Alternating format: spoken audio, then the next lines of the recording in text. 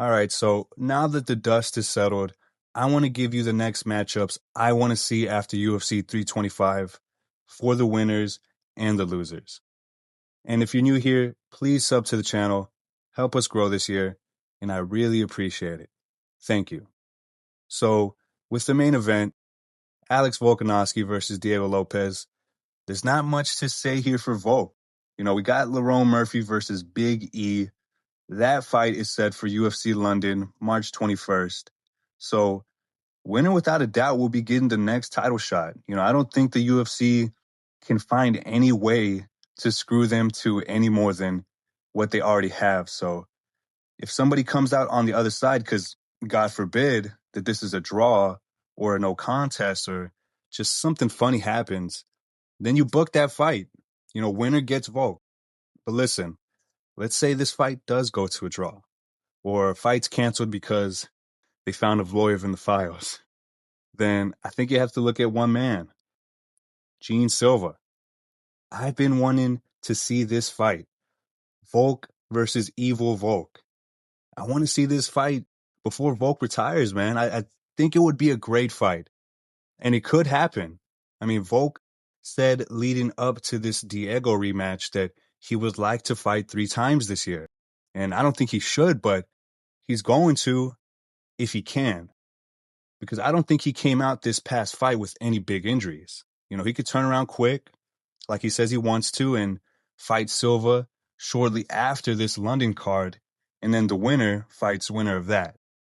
So I think that's highly unlikely, but can't count out the UFC doing something funny like that. So we'll see what happens. Now, for Diego, buddy, I love you, but you need to take some time off. I think you need to reset and improve on some things. Now, he fought the greatest of all time in this division, so of course he's going to get outmatched in some areas. Volk showed exceptional skill, and he always does, but Diego, he didn't show any improvements from the first fight in this rematch. He didn't show any improvements against Silva either. He was lucky he caught Silva. Silva got excited and he was ready, so credit to him for that.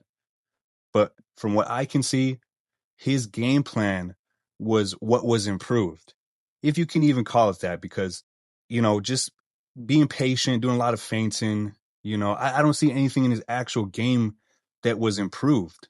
He was doing a slow start, hoping he could build some offense off of that, but not with Volk. Not like that. I think the biggest thing he can add to his game is a jab, just a simple jab that he can build off of. But anyways, before I get into all of that, his next matchup, there's a lot of options for him here, to be honest. He's only fought in the top 10, only a couple guys, Silva and Mavzar. And I'm not going to count Ortega because he's a 155er now, supposedly. But if he takes an extended amount of time off, he might be fighting loser of Lerone versus Mavzar. I could see them finally matching up with Yair too, though. That would be exciting. I would also love to see Aljamain versus Lopez as well. It's hard to say who he should fight next. The top 5 in this division was getting kind of stale. Didn't have much movement going on. But now that Lerone versus Murphy is happening, and Silva just fought too, the only two who need a fight is Aljamain and Yair. I don't see the UFC putting them two together, Aljo and Yair. So with how the UFC is glazing Diego, all signs kind of just point to Diego versus Yair. So I say let's make that fight. Mexico versus Mexico. Winner is still Mexican. That way the UFC still wins. Now, on to the co-main. BSD and Dan Hooker. BSD finally in the top 5 of this division. And it feels like we've been talking about BSD as a future title contender for a while now. And whether you believe he's actually a title contender or not, he's in the top 5. So he's only a fight, maybe 2 fights away, because this division is jam-packed at the moment.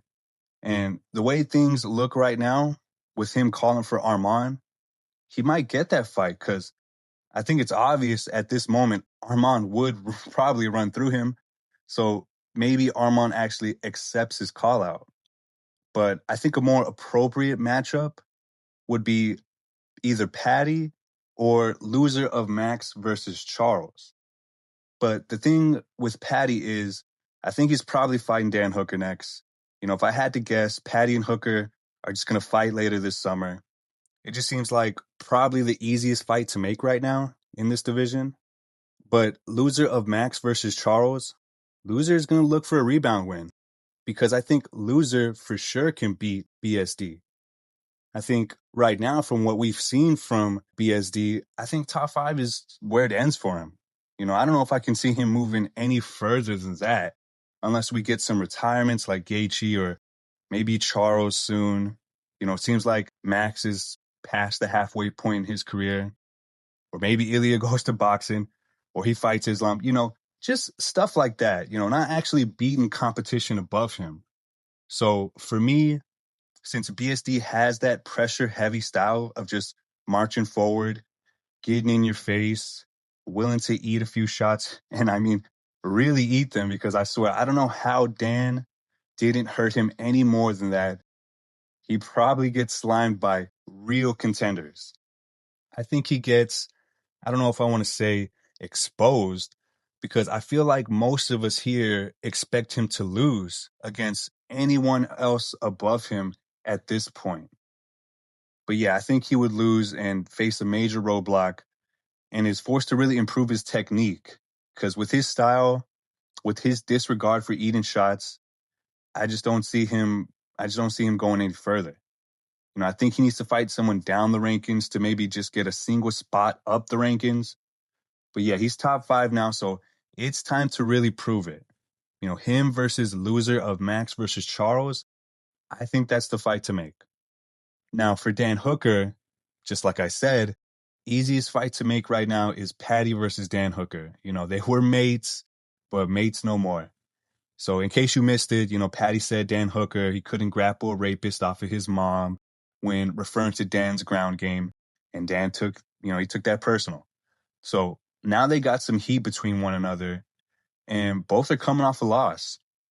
And what we saw from Patty versus Gaethje, Patty has an S-tier chin. And who better to test it than the hangman? Dan likes to scrap, and Patty showed he can hang in there with a serious power puncher. Dan's not that serious of a power puncher, but he's going to overwhelm him with strikes, and he has some of the best teep kicks as well. So besides the little beef between them, I think it's a fun matchup. I think we'll see a war with this fight, so I think we need to make that one happen. Now, Rufi versus Fiziev. Rufi, man, I mean, he looked excellent versus Fiziev. Now, he didn't show that he worked on his ground game. I think that's still a question mark if he's gotten better there. I don't know why some people thought Fiziev was going to take Rufi down like Fiziev was some wrestler just because he took Gaethje down off caught leg kicks. But that's the deal. Rufi is one of the best strikers in this division, and there's only a few fights I would pay good money to see for his next fight. And buddy, you're not getting Conor, maybe Michael Chandler, but Conor is a pipe dream at this point for anyone. And the Chandler fight, I mean, no. I think the UFC knows better than to make that bullshit fight. He would smoke Chandler. And I get he wants a win, but no, we don't want to see that. So the first one I want to throw out there is Max Holloway. It's not going to happen, but that would be cinema. Now, realistically, Manuel Torres or Ziam, both similar in stature to Rufi, and they love to strike. The one I would want to see more, though, is Manuel Torres. I want to see this guy fight again. Every time he does, it's a must watch. So him versus Rufi. I would probably hit the lottery before I miss this fight. Now, eventually, Rufi's grappling will need to be tested again, but for right now, let's make this fight while still possible. This would be a good striking battle. Manuel Torres, he's good, and he's going to be looking for the knockout. And Rufi is the guy you don't want to be doing that against. Rufi just KO'd Fiziev, who was all on him, just backing Rufi on the fence, just in his face. And Manuel Torres is probably going to do something similar. He likes to finish fights quick, and Rufi is patient. He picks his shots carefully. So I believe this fight would surely end by KO. I think it would be a banger. Now, for Fiziev, it would actually make more sense to give Fiziev to Chandler, but fuck that. Dariush has a few more knockout losses in him. Old head versus, well, how old is Fiziev? He's got to be like early 30s, but both coming off of knockout losses. And now Fiziev is ranked 11 while Dariush is ranked 12. So on rankings, it makes sense. You know, Last fight result, it makes sense. But knowing the UFC, they're probably sacrificial lambs now. More Dariush than Fiziev, though. Dariush is on his last leg. It kind of seems like, he's been finished round one in three of his last four. So maybe they just match him up with Sal Kid. And that goes for Fiziev, too. I know he's not that old, but it doesn't seem like he's making a comeback or getting in a good training camp and revamping his whole game. I don't think that's likely.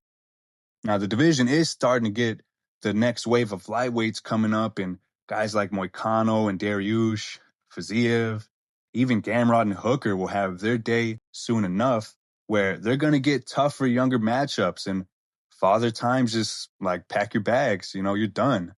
For Fiziev, let's get Dariush.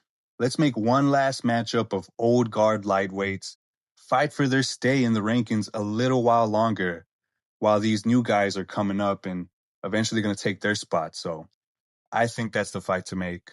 Fiziev versus Dariush. Now, Tuivasa versus Teixeira. And let's start with Tuivasa. I know what you're thinking, but he's not getting cut. Not yet. There's still some juice left to squeeze, not for him, but for the UFC.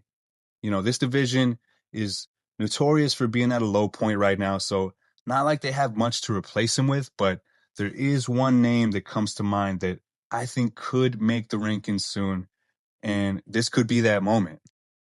Josh Hokit, this fucking piece of shit. No, I'm kidding. I actually like him, but why not make this fight? Tuivasa is done, and Hokit is just getting started. I like Ty. Don't get me wrong, but a 6-fight losing streak is a 6-fight losing streak, and you just lost to a guy who's only been pro for like 5 years, and he looks shit too. So let's make this Hokit fight.